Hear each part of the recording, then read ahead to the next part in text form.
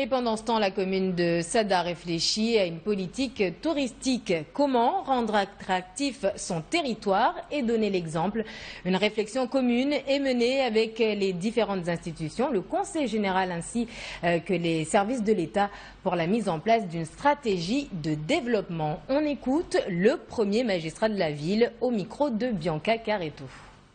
Nous avons des projets touristiques que nous, la municipalité, avons identifiés.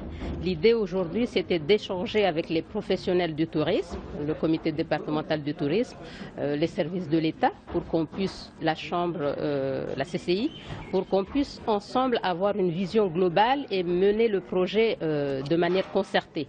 Je pense que c'est vraiment la démarche qu'il faut privilégier pour développer une politique touristique digne de ce nom et qui a du sens.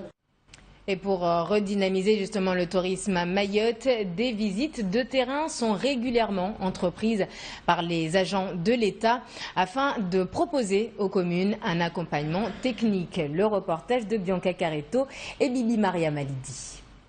Bienvenue sur le site de Tahiti Plage où l'on n'aperçoit pas l'ombre d'un touriste. Mais d'ici quelques mois, les choses pourraient bien changer grâce à ces agents économiques. C'est en tout cas l'objet de cette visite de terrain. Je pense que nous avons maintenant l'obligation de voir l'aménagement de tout cet espace, voir où on peut construire des sanitaires, où on peut autoriser des activités de restauration pour permettre à ce que les touristes, quand ils arrivent, ils puissent se retrouver à un endroit vivable.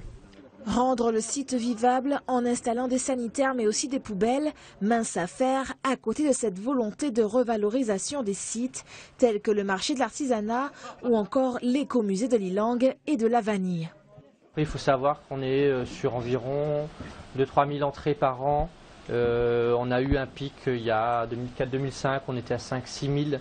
Une perte de 50% de touristes depuis 2004 sur cette activité, un gros manque à gagner. Il y a de moins en moins de fréquentation, ça c'est sûr. Alors on est dans un endroit qui, on va dire, n'est pas très bien desservi. Autre site, autre objectif, Msanga Beach à l'étude pour la réalisation d'un complexe hôtelier. Il faut qu'on arrive à héberger les touristes qui viendront. Donc le site de Msanga Beach est destiné à un hôtel 4 étoiles qui doit avoir le jour dans les quelques années, j'espère. Donc nous sommes là pour pouvoir accompagner techniquement la commune pour valoriser ces éléments-là.